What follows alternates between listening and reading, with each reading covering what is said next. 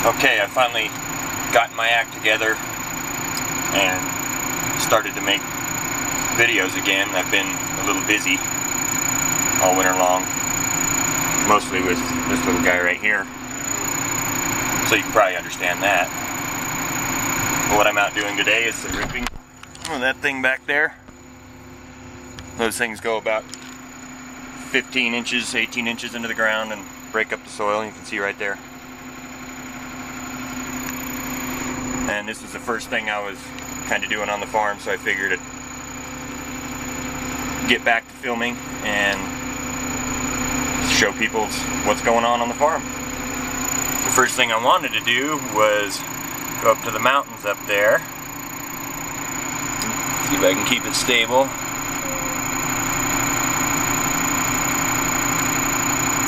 Yeah, that's awesome. Right up in there.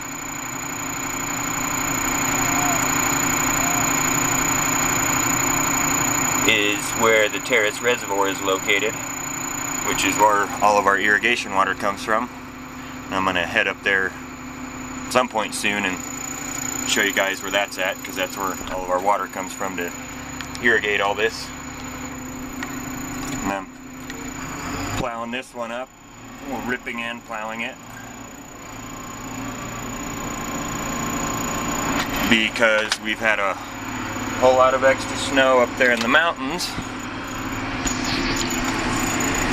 and we're going to plant a few of these corners on these center pivot irrigation systems in some oats and grow it for oat hay.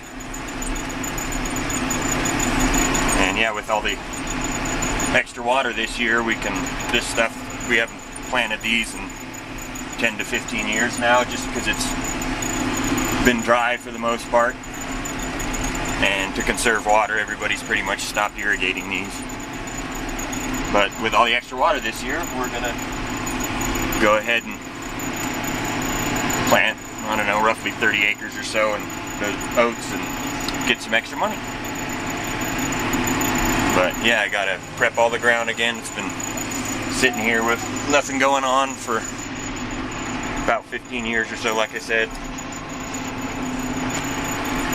And I'm going to put my nephew to work and make him irrigate, so that'll be one thing that I'll get to show everybody a little later on in the spring, is how flood irrigation works the way we used to do it around here before the center pivot irrigation systems took over.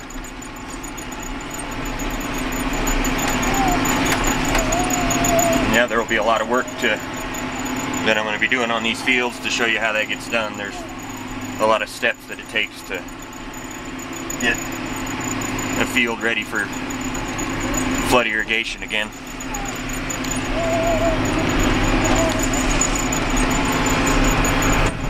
But our neighbors with the sheep have been keeping their sheep out here when they graze. They pen them up here at night, and they've left us a whole lot of manure for a lot of years now, and so we won't even have to worry about doing any fertilizer or anything like that.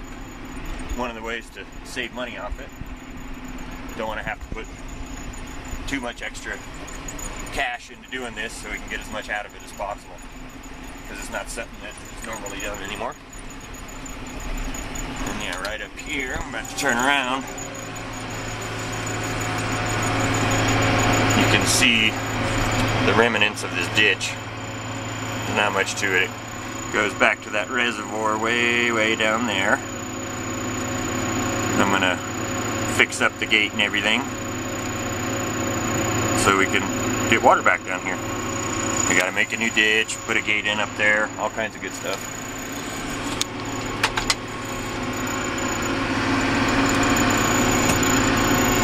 And now that I'm back at it on the farm, I will keep trying to post videos regularly, because I had a wintertime job up at ski area to make extra cash,